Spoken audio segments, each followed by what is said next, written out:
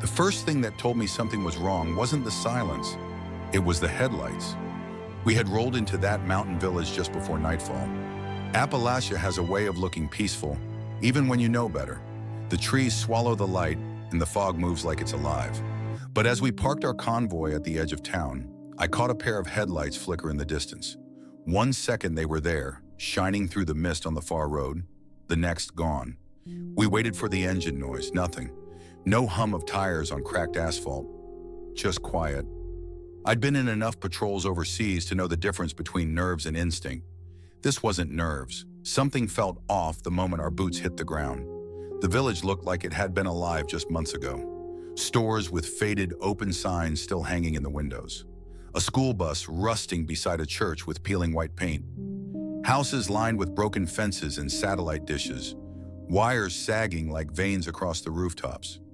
But no people. Not a single sound of life. We moved in 2 fire teams, rifles up, covering both sides of Main Street. My breath fogged the night as I scanned doorways. A gas station sat half collapsed at the corner, the pump still marked at $3 a gallon. I remember thinking how recent that felt, how wrong it was that the place had emptied so fast. "Looks like a storm hit it," Lopez muttered beside me. His voice carried too far in the open street. "Storm doesn't leave the lights on," I said, because some of the houses still had power. I could see it, a porch light burning weak yellow, swaying under moths that shouldn't have been there in the cold. A television glow flashing through the curtains of a living room, though the windows were dust-coated and the car in the driveway was rim-deep in rust. I called it in. Command told us to hold position until further instructions. Standard procedure: secure, observe, report. We dug in around the old diner on the corner and waited. That's when we heard it. At first, I thought it was a radio left on somewhere, a voice thin and broken, drifting through the street.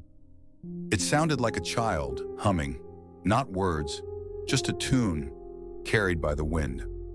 Every man in my squad froze. We'd trained for ambushes, not this. Corporal Davis raised his NVGs, scanning rooftops. "No heat signatures," he said, voice tight. But the humming got louder. It moved, weaving between the houses, slipping from one side of the street to the other. By the time it reached the diner, it wasn't one voice anymore. It was several. Off-key, layered, too close together, like a dozen throats whispering the same melody. My stomach turned cold. I signaled the squad inside. We pushed through the diner's shattered door and took cover. The booths were still set with plates and forks. A coffee pot sat on the counter, half full, the liquid black and rotten. Whoever had been here left fast. We stayed low, weapons aimed at the windows, listening. The humming grew softer, then faded completely, just like the headlights. There 1 second, gone the next. No movement on the street, no explanation. Davis swore under his breath. "What the hell was that?" No one answered, because deep down, none of us wanted to put words to it. I remember sitting there in the dark diner, finger tight on the trigger, realizing something I never admitted out loud. That patrols vanish for a reason, and tonight it might be our turn. The diner gave us cover and a center point. We cleared the kitchen, checked the back door, then set a quick perimeter on Main Street. Reed took the roof with Mac and watched the crossroads. I kept Collins and Doc inside with the radios and our casualty kit. Davis and Lopez split the street, 2 men each, plying doorways and peeking windows without stepping past the thresholds. The village sign on the way in had said Kestrel Ridge. Population 1,200. It looked newer than most mountain towns I had seen. Vinyl siding, glass storefronts, a small brewery with string lights still up over an outdoor patio. There were solar panels on the roof of the fire station and a fast charge post in the parking lot. Someone had tried to bring a little money up here. Someone had locked the doors and vanished in a hurry. We worked by the book. Move, cover, check, report. The streetlights flickered like a low battery. A school zone sign flashed 20 miles per hour to nobody. Across the street, a porch camera watched us with a dead red eye. "Alpha set," Lopez called on the net. "Bravo set," Davis answered. "Hold," I said. "No entries yet. We clear this street first." I checked my watch. 19:10. The light was slanting pale through the fog and dying fast. We had less than half an hour before the mountains made night feel like a lid pressed over the town. Inside the diner, it smelled like old grease and mildew. Colin spread his gear across the counter.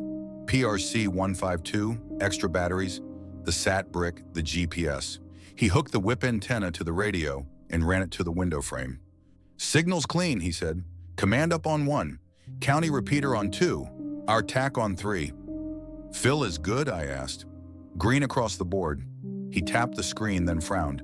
"GPS is drifting 2 or 3 meters at a time. Could be the terrain." "Lock it when it behaves. We are going to need tight grids."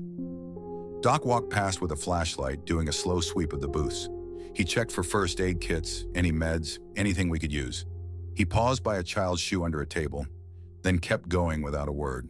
We had rolled for Kestrel Ridge at noon after a short brief in a classroom with a projector and stale coffee. Major Keating had pointed at a map of the county and a block of mountains that looked like a clenched fist. A 4-man patrol from our company had been sent up 2 nights ago. Bravo 2, Sergeant Blaine, Specialist Ortega, Private First Class Carver, and Specialist May. Routine recon and welfare check after a string of odd 911 calls and a sheriff's office that went silent. They were supposed to drive the Ridge Road, knock on doors, and make sure nobody was freezing or trapped after a mudslide the week before. They checked in at 1800. They sent 1 photo from the edge of town at 1832. Then nothing. No panic. Radios fail. Batteries die. People camp where they should not.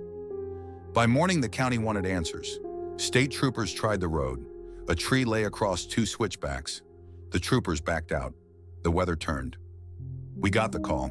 The major gave us 2 tasks: find Bravo 2, secure the village for a follow-on investigation team. He called it a joint mission, federal and county. Our rules were simple: no shots unless you have a threat. Make contact if you find anyone. Treat everything like an evidence scene. Bring our people home. He did not say it out loud, but the room felt it. May was 20. He had joined the platoon a month ago and smiled like he had not learned to stop yet. He had sat 2 seats from me during a class on radios and asked if the hand mic could double as a cell charger. I had told him no. He had laughed. I still heard it in my head when the major said his name. Reed moved us up the mountain in 2 trucks and a Humvee, slow and careful. The fog crawled into the road and refused to leave. Pines closed in. At one turn, the GPS thought we had driven off a cliff and snapped back in place a second later. We lost cell coverage at a mile from town. The ridge swallowed it. Now we owned a diner and a street without people. We had headlights in the distance that went out like a bad plan. We had a song in the air that sounded like it came from everywhere and nowhere. We had a coffee pot on the counter with a skin on top that tore when Doc touched it with a spoon. "Reed," Max said over the radio from the roof. "Got something." I went up the stairs at the end of the counter and stepped into cold air. The roof had a low parapet and a view of the whole street. The fire station sat east, the school up the hill, the church at the far end. Beyond that, a line of houses curved with the road and fell into trees. "Where?" I asked. Mac pointed with 2 fingers, careful not to silhouette himself. His rifle lay beside him and his binoculars were up. "Garage with the red door," he said. "Left of the church. Light just came on. Then off." "Any heat?" "Number nothing human, nothing moving." "Copy." "Could be a timer," Reed said. He lay on the other corner, watching the intersection. "People put porch lights on timers all the time." "Then there should be more," Max said. He was right. 1 light on, 1 light off, in a town with power that still pulsed in beats. It felt like a cough.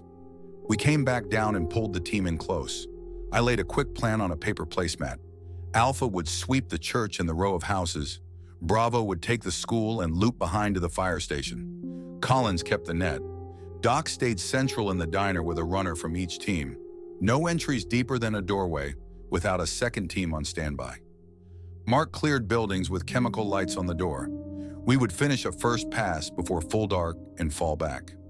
"Questions," I said. Riley raised his hand. He was tall and still trying to hide that he was scared. His chin trembled once and steadied. "What do we say if we find people?" he asked, "like locals." "Use your name. Use titles. Ask if they are hurt. Ask if they need food or medical. Tell them we are here with the county. Keep your rifle pointed at the ground unless you have a reason not to. We are not here to scare anyone. Lopez nodded. Copy that. Last thing, I said. We are here for Blaine's team. Everything else is second. Keep your eyes open for their tracks, their truck, anything with their call sign on it. We moved out. Alpha took the church. The door was locked, which somehow felt worse than open. Lopez slid a pry bar into the latch, eased it, and cracked the door enough to look. He stood there for a long second, then backed away and shook his head. I did not ask until later what he had seen. He told me the pews were stacked in a cage across the aisle, like somebody wanted them out of the way. He told me the hymnals were gone from the backs. He told me the floor had a pattern of footprints that did not line up well with the door. I told him he should have called it in. He said he did not want to make it bigger than it was. Bravo took the school. Davis called it clear on the exterior. The flag hung wet on the pole in the courtyard. A set of hopscotch lines glowed under my light. The windows looked like black eyes with a film over them. North doors open, Davis said. No draft, no sound. Hold the threshold, I said. Mark it. Do not push. We will do soft entries after the loop. We finished the street as the fog rose out of the road.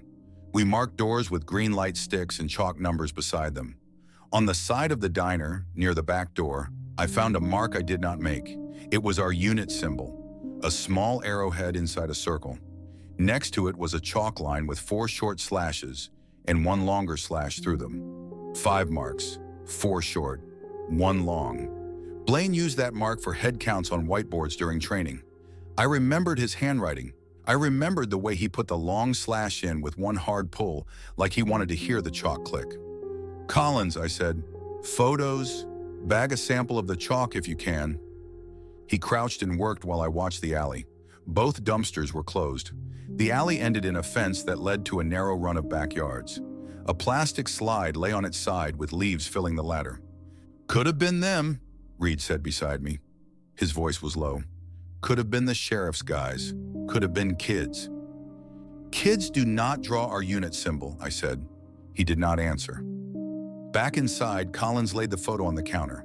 The chalk looked new. The edges were sharp, not weathered. He set the bagged flakes next to it. Found something else, he said, and slid a phone across the metal. It had a cracked screen protector and a thin layer of dust. He had wiped 1 corner with a glove for the photo. The lock screen showed a clock. Where was it? I asked.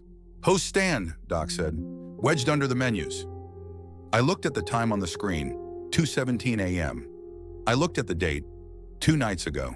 The battery icon showed 1 bar and the little lightning bolt like it had just been on a charger. Did you plug it in? I asked. No, Doc said. We set the phone down. None of us touched it again. We ate cold protein bars and made the decision to hold the diner overnight. The fog thickened to the point where our lights turned into white walls. The mountains around us went quiet. Not country quiet. No crickets, no dogs, no wind in the trees. Quiet that pressed its hand over your mouth and told you not to cough. Reed set the watch. 2 on the roof, 2 on the door, 1 on the back, 1 on the net. I took first radio with Collins while he wrote the log. We called command at the top of the hour. We sent a brief and a photo of the chalk. The sat brick took longer than it should, like it had to think hard before it remembered what it was for. Command acknowledged. They told us to hold until morning and expand the search in daylight. Their voices sounded right. They sounded far away. At 0217, the radio clicked once, like a finger on glass. Collins lifted his head and frowned. I watched the light on the handset blink. A voice came in, thin, compressed, washed through static. Bravo 2, it said, requesting extraction, immediate. I put the mic to my mouth and felt my throat go dry. Say again, I said. Identify. The voice repeated, same words, same tone. The cadence did not change. It was like a line was stuck. Then it added a grid and an address. The grid was sloppy. The address was precise. It was the diner. Morning came late in the mountains. The fog had not lifted, only thinned into layers that drifted like smoke between rooftops. We packed gear in silence, each man working his corner of the diner, boots thudding on the worn tiles. We had reported the 0217 transmission. Command came back with clipped voices and too many pauses. They wanted us to continue the search for Bravo 2 and maintain perimeter control until reinforcements arrived. ETA was pending. That was all. So we did what soldiers do. We built a routine. Reed had us run patrols in 3-hour cycles. Alpha Team took the north half of town while Bravo covered the south. The diner was our hub. Every sweep, we marked new ground and logged it. Every return, Collins updated the map with greased pencil on a laminated sheet. It looked like we were pushing a bubble of control through the fog, one block at a time. At first, the work felt like any mission. Room entries, clear corners, note details. We set up listening posts in the fire station tower and the school roof. We checked doors, marked them, moved on. I caught myself falling into the rhythm I had in Iraq. House after house, methodical, steady.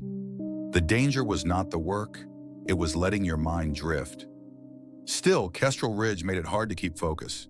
The town was too recent to look dead.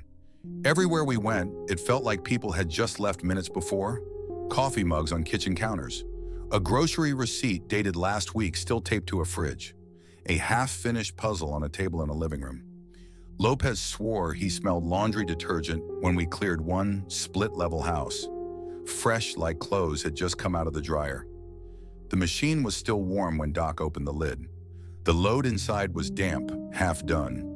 In another house, Mac found a stack of school binders open on a desk. Notes about algebra and biology filled the pages. The handwriting sharp, no signs of panic. The laptop on the desk still had a YouTube video paused. The buffer wheel spun in place like it had been waiting 2 days for the connection to return. The oddest part was the vehicles. Every driveway had them. Pickups, sedans, even an RV parked behind the grocery store. None had keys. None turned over when we tried to hotwire them. Batteries were fine, gas tanks half full. But when the starters cranked, they gave a sound I had never heard before. Not dead, not clicking. A low, wet groan, like the engine itself was resisting. By the second day, men started noticing smaller things. Riley lost a magazine from his vest. He swore it had been clipped tight that morning. He searched his patrol route twice and found nothing. Mac's radio battery drained in under an hour. He swapped it, then the replacement drained even faster. When Collins tested both on the charger, they showed full bars again. Reed pulled me aside after a sweep. His jaw was clenched, eyes sharp like he was trying not to admit something. "You hearing it?" he asked. "Hearing what?" He looked past me, toward the houses along Main Street. Their windows glowed faint yellow from curtains half drawn, though we had cut power at the substation. The humming, low, like a fridge or a generator. Only it follows us, cuts out when we stop. I told him to keep it quiet. Men jump at shadows if you let them, but I had heard it too. We built barriers, razor wire at the diner corners, sandbags hauled from a collapsed supply shed. We dragged a sedan across Main Street as a checkpoint. Routine work kept hands busy. Busy hands kept fear from growing. At night, the fog pressed tighter. Our patrols shrank to the diner's block. We rotated watch in 2-hour shifts, eyes fixed on the white void beyond the glow of our lamps. Collins tried the phone again. The cracked screen lit for a second, then flashed a text notification. None of us touched it, but we all saw the sender name. Blaine.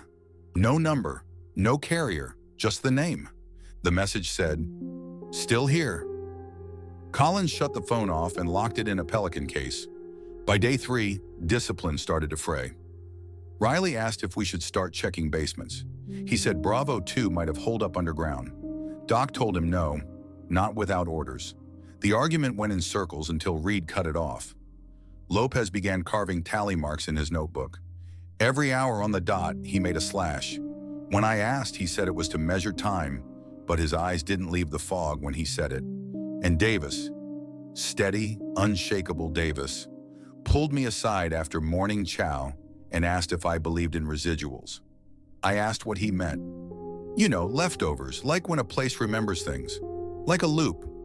I saw a man in the schoolyard last night, only he wasn't there.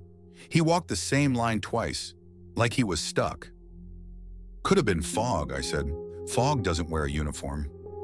I didn't push. We all needed explanations to keep moving. His was as good as any. We kept patrolling.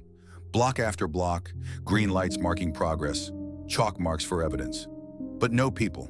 No sound but our boots and that faint hum we pretended not to hear. On the fourth morning, we found the truck. It was parked behind the church, half hidden under a sagging carport. The doors were closed, the gear stowed neat inside. Rifle racks locked, rucksacks stacked. Blaine's clipboard lay on the dash with a half-finished report clipped to it. No damage, no blood, no signs of a fight. Keys still in the ignition, but the seats were damp, as if someone had climbed out moments before. Reed checked the odometer and matched it against their log. The numbers didn't fit. According to their paperwork, they had driven 12 miles up the Ridge Road. The odometer showed 200. We pulled security around the truck and called it in. Command told us to hold position and await guidance. Their voices were even flatter now, like they were reading from a script. We waited. We kept the truck under guard. At 1900, the fog thickened again, swallowing the road past the church. We set out glow sticks to mark our position and kept the truck inside the perimeter. That night, during second watch, Riley swore he saw headlights again. They flashed once through the fog, down the same ridge road. He blinked and they were gone. When he went to wake the next watch, his bunk was empty, and Riley was gone too. When Riley went missing, it broke the routine. We had built everything on discipline, schedules, sweeps, checks, even how we ate. Lose one man and the whole system cracked. Reed woke me at 0300 with his jaw tight and his voice clipped. Riley's gone. I thought he meant he was on watch. I pulled my boots on, grabbed my rifle and asked where he was posted. That's the problem, Reed said. He was supposed to wake Bravo team for rotation. He never came back. We searched the diner first. Kitchen, booths, roof. His ruck was still under the counter. His sleeping bag rolled but cold. His vest and helmet were gone. Rifle too. We pushed into the fog with chem lights and flares, calling his name in clip bursts. Nothing. No reply. No sound of boots or gear clanking. Just the fog. Davis swore under his breath. No way he walked out on his own. Riley wasn't built like that. I wanted to believe him, but I remembered the look on Riley's face during chow 2 nights before. That tremor in his jaw. The way his questions kept circling back to the locals we never found. Men vanish in combat zones. You expect it when the air is thick with IEDs and snipers. But here, in a dead town, in our own perimeter? Number. That was different. We tightened the watch. No man alone, ever. Reed paired us into twos and made the order permanent. Lopez grumbled, but he followed. Still, the fog pressed closer. It made the streets feel like caves. By daylight, we stretched our patrols, hunting for any sign of Riley. We found tracks near the checkpoint car, fresh prints in the frost. At first, they looked like his. Standard issue tread. Weight distribution matched, but they didn't lead away. They circled the sedan in loops, overlapping dozens of times until the ground turned to mush. Then they stopped, as if the boots had lifted straight into the air. No drag marks, no other prints, just a dead stop. Collins took photos and samples. His hands shook while he bagged them. We pushed deeper into the town that afternoon. Bravo team cleared the school in full, moving room by room with masks up and rifles ready. I went with Alpha to the houses past the church. That was where I saw it. The house was 2 stories, vinyl siding peeling, porch sagging under weight. We stacked on the door, Lopez prying the lock while Mac covered. I entered first, sweeping left. The air inside stank of mildew and something faintly sweet, like rotting fruit. The living room was ordinary. Couch, coffee table, magazines stacked neat. A TV against the wall, screen cracked but plugged in. I cleared to the kitchen while Lopez took the stairs. Then the TV flickered. I froze. The plug was in, but the power should have been cut days ago when we shut the substation. The screen buzzed alive, static rolling across it. Shapes rippled in the gray, shifting like silhouettes behind frosted glass. One figure stood still. It wore a helmet. I swear it looked like one of ours. The shape turned, as if sensing me, and lifted a hand in a stiff, jerky motion. The static distorted. A voice cut through, low and flat. "Corporal Riley, reporting in." The words crawled up my spine. The figure blurred. The screen snapped black. Lopez came pounding down the stairs. "Clear," he said, chest heaving. He stopped when he saw my face. "What?" "Nothing," I lied. "TV sparked. Bad wiring." I didn't tell the squad, not then. Fear spreads fast enough without proof. But that night, Davis came to me during watch. He looked pale, eyes wide under his helmet. "You saw it too," he whispered. I didn't answer.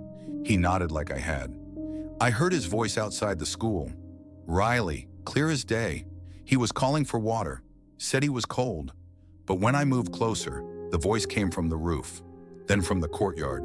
Same words, same tone. He stared into the fog, like a recording. None of us slept that night. The next morning, Reed finally called it. We were burning ourselves thin. Men were snapping.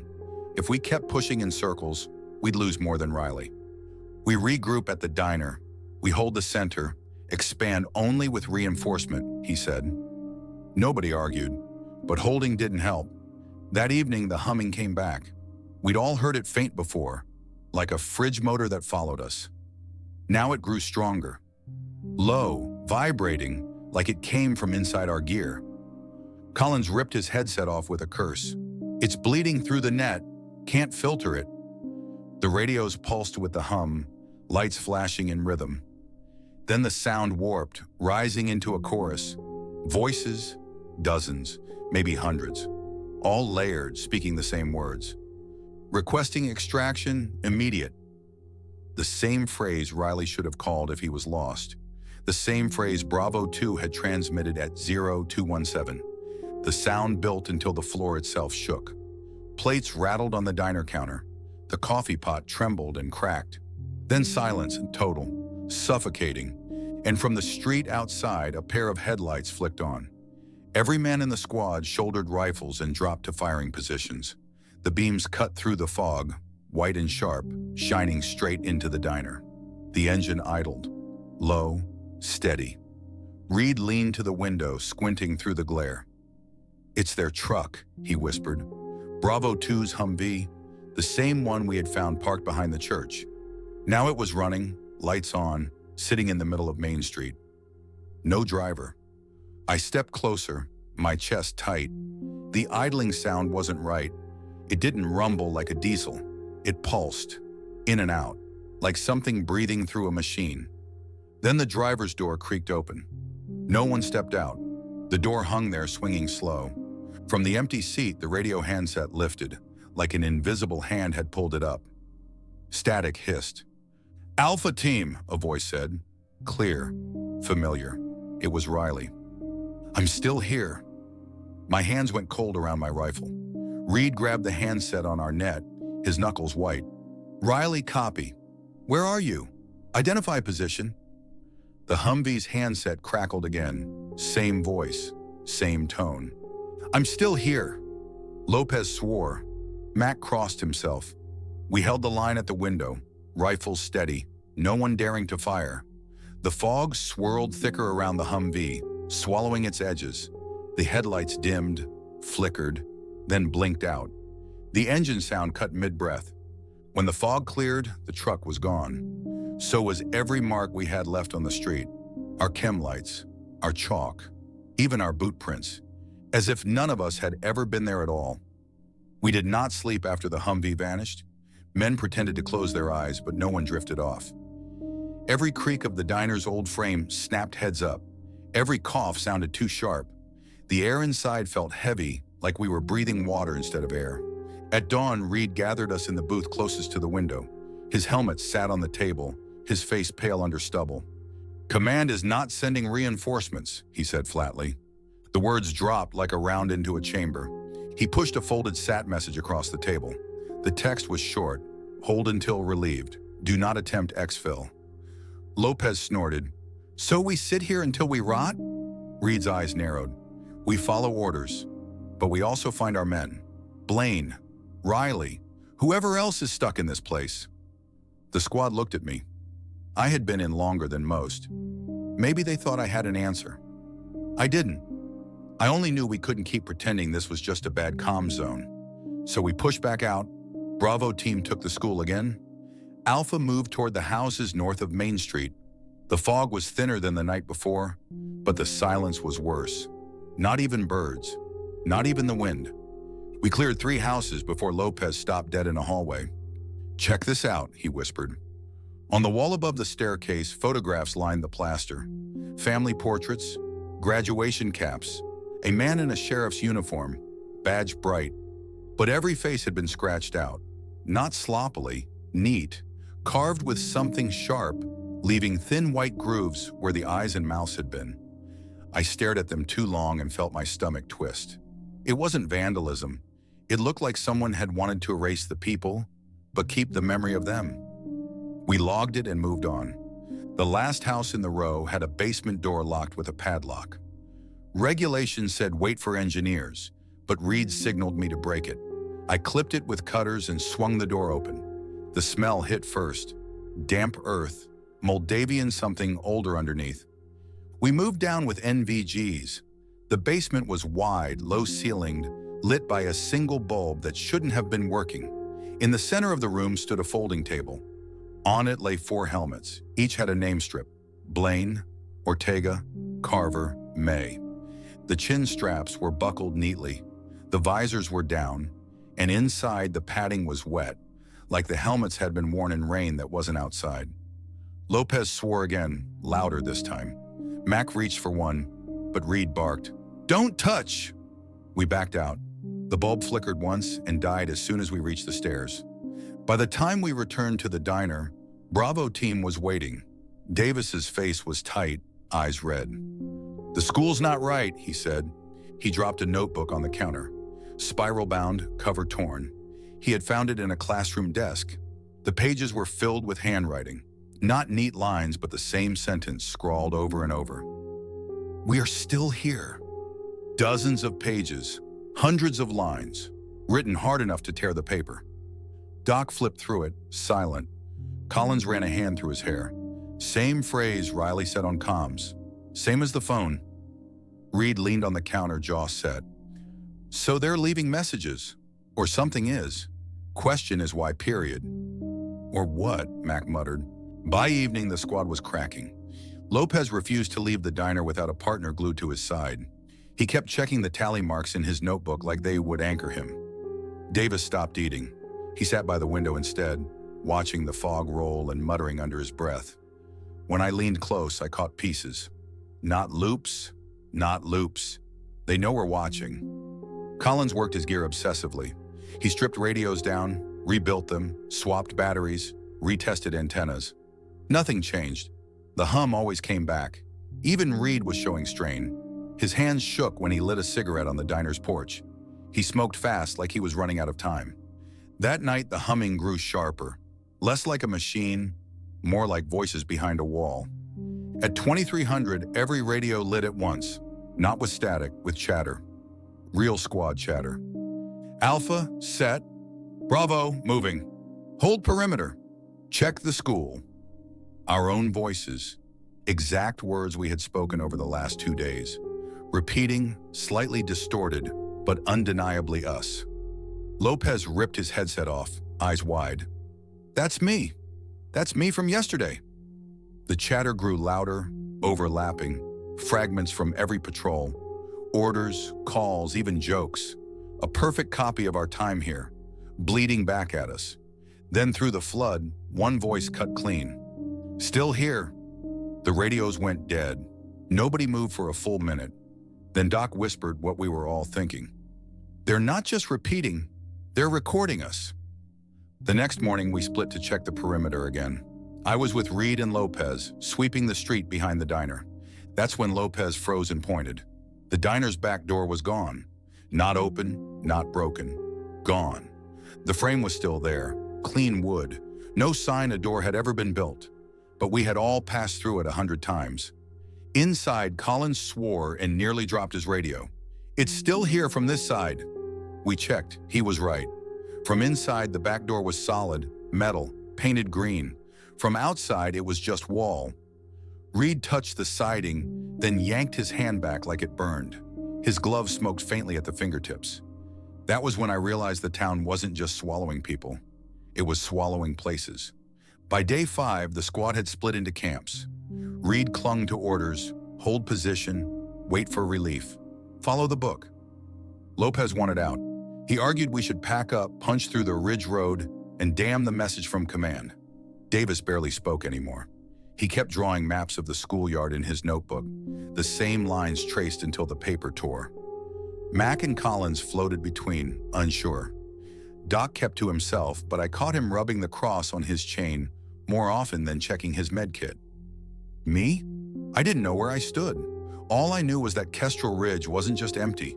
It was alive in some way I couldn't put into words. It was shaping itself around us. That night during second watch, Lopez broke. He was supposed to be with Davis on the roof. Instead, Reed found him halfway down Main Street, gear half on, helmet unbuckled, walking into the fog. When we dragged him back, he fought like a trapped animal. His eyes were wide, pupils blown, mouth muttering the same phrase, "Still here, still here, still here." We tied him to a chair in the diner, Doc checking his vitals. Everything looked normal. Heart rate high, blood pressure steady, but he kept whispering it, even when his lips bled. "Still here." That was the moment I realized we weren't holding Kestrel Ridge. Kestrel Ridge was holding us, and it wasn't letting go. The night after Lopez broke, nothing was the same. He sat tied in the diner, whispering until his voice cracked. Sometimes the words came out of sync with his lips, like another mouth was speaking along with him. Doc kept checking him, but there was nothing to treat. No fever, no injury, just a body that wouldn't stop repeating. Reed ordered us to double the perimeter, like that would stop whatever had taken hold of him. But no one wanted to leave the diner. Every shadow pressed too close. Every corner felt like it could swallow you. I pulled watch with Davis on the roof. Fog hugged the street so thick I couldn't see past the first row of houses. My NVGs showed shapes that looked like people, but when I lowered them, the street was empty. "Don't trust the goggles," Davis muttered, eyes wide. "It's feeding them." At 200 hours, the humming started again, louder than ever. It vibrated in my chest, shaking the stock of my rifle. This time it didn't come from the radios. It came from the street itself, from the asphalt, the buildings, the fog. Then the voices joined, hundreds, layered, surrounding us. "Still here, still here, still here." Lights flicked on across the village all at once. Houses, street lamps, porch lights, headlights from cars that hadn't run in years. The whole town glowed yellow and white through the fog, like it had woken up. "Contact front," Max shouted from below. Shapes moved in the street, dozens, maybe more. Soldiers in gear like ours, walking slow, steady, rifles cradled. Their movements were wrong, too stiff, too exact, like marionettes on strings. "Hold fire," Reed barked. "Identify." We called out warnings, but the shapes didn't answer. They just marched forward in silence, boots slapping pavement in perfect rhythm. Then one lifted its head. I saw the face under the helmet.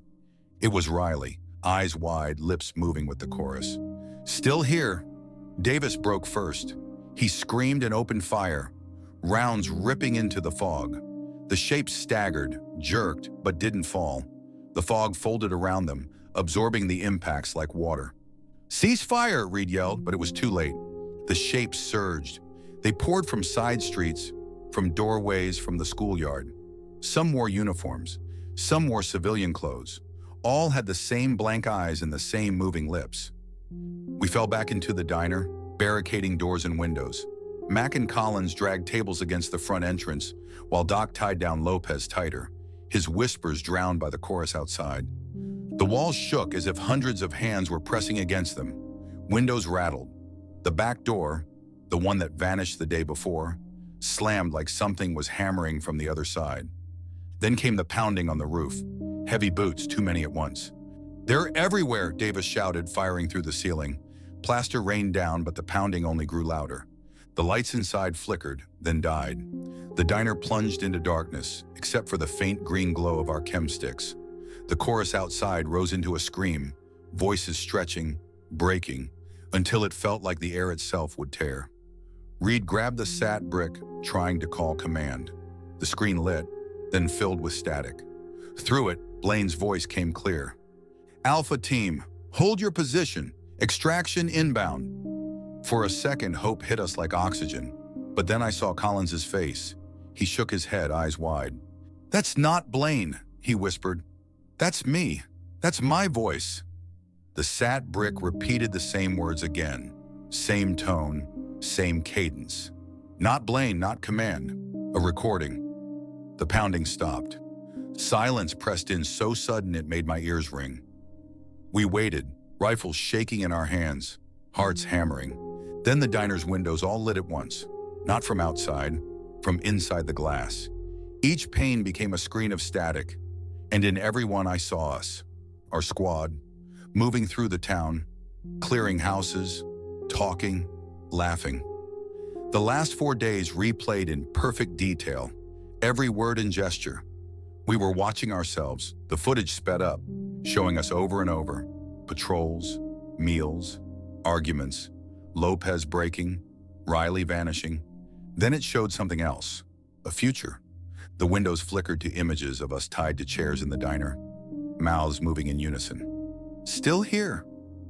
One by one, the screen showed us fading until the diner stood empty, and the fog outside thickened, swallowing it whole. Reed snapped, smashing his rifle butt through the nearest window. The glass shattered, but instead of breaking, the image rippled like water, and a hand reached through. It clamped onto Reed's wrist, pale and wet, fingers digging deep. He screamed as the arm yanked, trying to pull him through the window into the static. We fired, point blank. Glass exploded, shards slicing across the room. The hand withdrew, vanishing into smoke. But Reed collapsed, clutching his arm. His glove was gone. His skin was gray, slick, like it had been soaking in water for days. The windows went black. Then the diner doors blew open all at once. Shapes flooded in. Not fast, not sprinting, just marching, unstoppable, eyes blank, lips whispering. Riley was among them. Blaine too. And behind them, faces I didn't recognize. Men, women, children, all chanting. Still here. We opened fire, muzzle flashes lighting the dark, but it was like shooting fog. Bullets ripped through, but the shapes kept coming. The chorus filled every corner, shaking my skull until I couldn't think. Davis screamed again, firing until his weapon clicked dry. He dropped it and grabbed a chair, swinging wildly as the shapes closed in. They swallowed him, pulling him down, his voice joining theirs. Still here. Mac tried to run for the back, but the door was gone again. Just wall. He pounded on it, begging, cursing, until the shapes took him too. Collins threw the sat brick into the crowd. It vanished in static. He turned to me, eyes wide, mouth moving, but no sound came out. Then they dragged him under as well. Reed staggered to his feet, his arm gray to the elbow. He looked at me with eyes full of something I can't name. Not fear, not pain, acceptance. "They're not taking me alive," he said. He raised his pistol under his chin. Before he could pull the trigger, the shapes grabbed him and yanked him into the fog. His pistol clattered to the floor, the only thing left. And then there were two. Me and Doc. He stood across the room, rifle raised, sweat pouring down his face. The shapes circled us, closer and closer, their whispers a storm. I don't remember firing. I don't remember reloading. All I remember is Doc's eyes in the green glow, wide and desperate, and then the fog swallowed him too. Leaving me alone, I don't know how I got out. 1 second, the diner was full of them, faces pressed against me, mouths open, words searing into my skull. The next, I was lying on the road outside, rifle gone, gear scattered. The fog had thinned, dawn bleeding pale light over the mountains. The diner stood quiet behind me, windows empty, door shut, no sound. I staggered to my feet, throat raw, chest burning. My hands shook so hard I couldn't clip my vest. Every step felt like I was walking through water, heavy and slow. The convoy trucks were still where we left them on the edge of town, silent, covered in dew. For a moment I thought maybe it had all been a nightmare. Maybe I just walked out of the fog half asleep.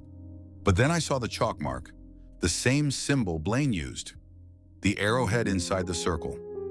Scrawled across the hood of the Humvee, fresh, sharp lines, and under it, 5 tallies slashed through with one hard stroke. Same as before, except now there were 7 tallies. I turned away. I didn't want to count them again. The ridge road was clear, no tree blocking it, no fog clinging to the switchbacks. I drove out alone, hands white-knuckled on the wheel, every shadow in the rearview mirror shifting like something was chasing. By the time I reached county lines, the sun was high. I pulled over, radioed command, and gave coordinates. They sent a recovery team. I told them everything. They searched Kestrel Ridge for 3 days. They said they found nothing. No diner, no chalk marks, no Humvee, no houses, not even the school. Just empty hills, overgrown foundations, a few collapsed barns. The town I walked through was gone. When I pressed, they told me I must have been disoriented. Stress, lack of sleep. They said the others must have gotten lost in the woods, that the fog plays tricks on memory. But I know what I saw. I know what I heard. I know their voices. Riley, Blaine, Davis, Lopez, Reed, Collins, Doctor. Every night since, I hear them when I close my eyes. Still here. Some mornings I wake up to my phone buzzing. No number, no carrier, just a name on the screen. One of theirs, always the same message, still here. And I wonder how long it will be before I answer. Because if there's one thing Kestrel Ridge taught me, it's this. Patrols don't just vanish. They wait.